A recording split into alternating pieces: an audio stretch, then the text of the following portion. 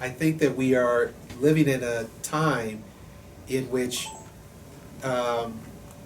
people understandably don't think that they're going to do better than their parents' generation. Right. Now, there are a lot of factors that go into it. It's a complex world and a complex economy that we have, but it's also the case that these are not simply impersonal forces that have naturally occurred.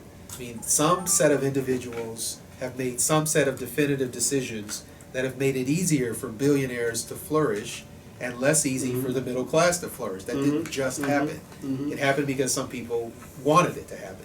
And if they could want it to happen and make it happen, then we can unmake it as well. But we've got to generate the political will, and we've got to direct our forces where in the right direction, as opposed to trying to blame some powerless group for the terrible things that have been occurring. No, I agree with you. It hasn't been great. But on the other hand, still, if you look at income differences based on race, I mean, whites are still well above African Americans.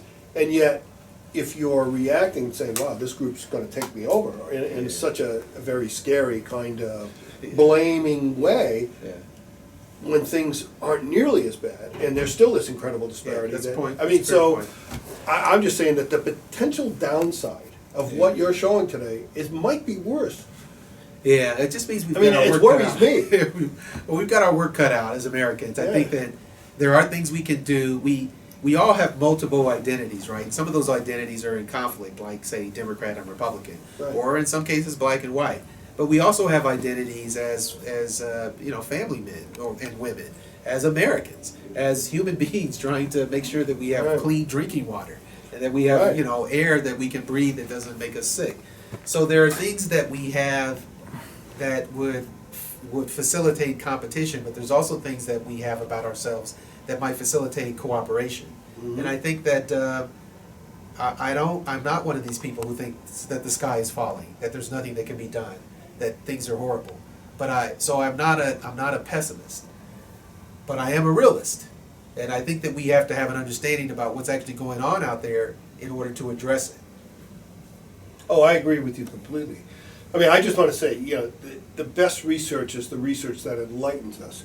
And this kind of social science research was very, very enlightening. But I also have to admit, it depressed the hell out of me, Clint. It was depressing. I mean, I worked with a number of students who did work on the aquifer out here, and one dissertation was more depressing than the next, because every conclusion was, we're just managing the death of this aquifer. What I'm saying is, everyone's talking about, we need a conversation, we need to do this, about race, because it's a real issue. Something's wrong. But I think we got more work to do than we even want to admit. Well, and I think that's what you showed us. That's today. fair. It is true that the situation is dire. I mean, again, the metaphor I used earlier about a physician dealing with a patient who has a serious illness, I think is appropriate. The racial divisions we have in society are profound. They are not minor, they are not kind of incidental, they are profound.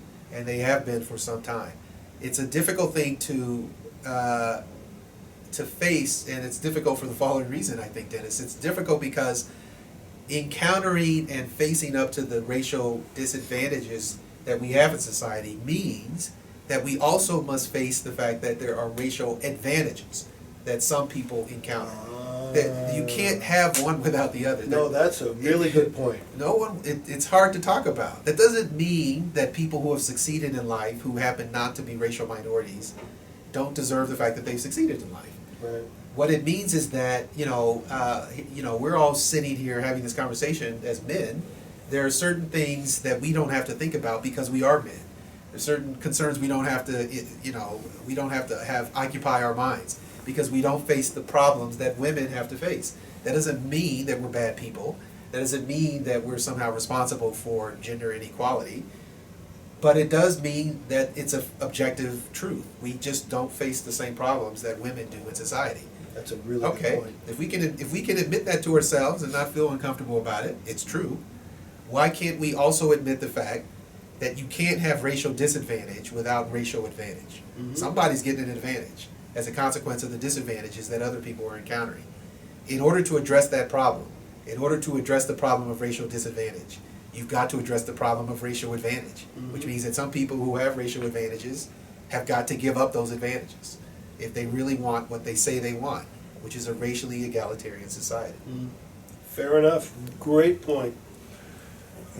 Well, I really appreciate our conversation today. We're very, very pleased to have you in. This is the first of our series on ethics and community-race relations here in the United States with Dr. Ferguson as the director of the Texas Tech University Ethics Center.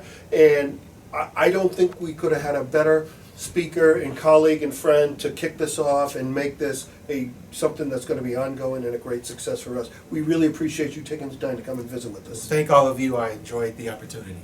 Very good.